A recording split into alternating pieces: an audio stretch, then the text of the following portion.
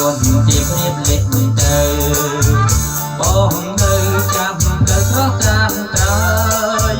ទោះយូរខែឆ្នាំចាំចំឡើយដែលអូនធ្លាប់បានឆ្លើយនឹងសន្យាថាជួននឹងវិលមករកបងមិនភ្លេចស្នេហ៍ស្នងទេបងអើយបងចាំអូនមកយូរឆ្នាំហើយមិនឃើញត្រានទៅវិលវិញសោះសូមទេវតាជួយធ្វើជាសាក្សីសូមជួយចាំផងដីទៅសន្យាថាមិនតែក្នុងលោកមរណាអត់សំខាន់បងមិនភ្លេចបងហើយសូមអូននៅចាំពាក្យសន្យាតែអូនវាចាំមិនខ្វត់ឡើយ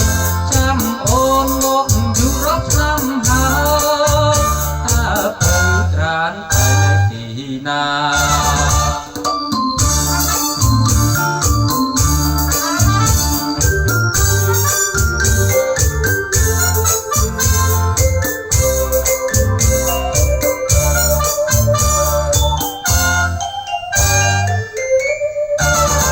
សូរិយាទុនទៀបរៀបលេចទៅបងនៅចាំទៅស្រស់ត្រាំត្រៃ